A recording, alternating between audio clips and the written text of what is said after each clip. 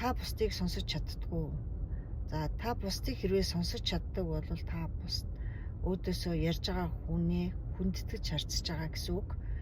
Мөн хүүхдүүд одоо бид нар бол иймэрхүү яриа байдаг шүү дээ.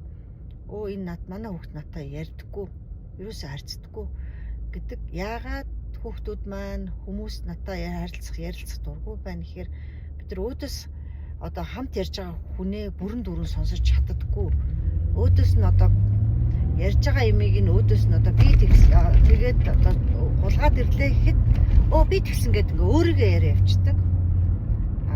Тэгэхээр нөгөө ярьж байгаа хүн цаашаага ямар ч ярилцах тийм боломж байхгүй, хүндэтгэл байхгүй чинь хүний юу ярьж байгааг сонсохгүй өөрийнхоогоо давуулж ярьчихж байгаа тийм үү. Тэгээ хүүхдүүд дээр ч гэсэн бид нар ингээд хүүхдүүдэд юу туулж юу явж байгааг ингээд яаж явж байгаа сургууль дээр ямар юм болсон гэдгийг ингээд сонсохгүй хүүхдээ шууд өөдөөс нь шүүмжлээл. Чи тэгхгүй яасан юм? Яриагийн гүйж сонсохгүй.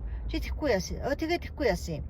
Тэрийг хаар, энийг хаар гэд ингээд шүүмжлээд байхаар хүүхдүүд цаашаага ямар ч яриа үүсэхгүй ингээд шууд ингээд хан босгочдөг.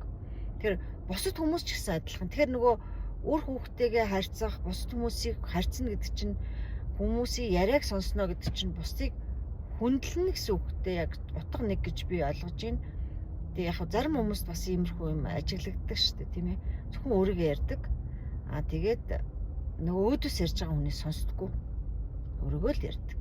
Бид нар хүүхдүүдтэйгээ бас яг тэгж харьцаад байх юм бол нөгөө хүүхдүүд маань эргээд бид нартай хязгаарч харьцахгүй, нөгөө өрөөндөө хаалгаагаа чимээгүй суун. Тэгээд ээж автагаа харьцах боломжгүй болчихно.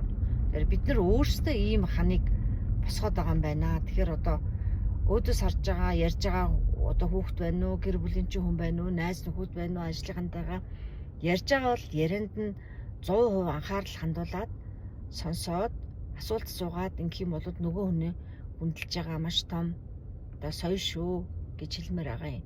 Тэгэхээр одоо хүүхдүүдээ ч гэсэн бид нар сонсож сурах хэрэгтэй байна.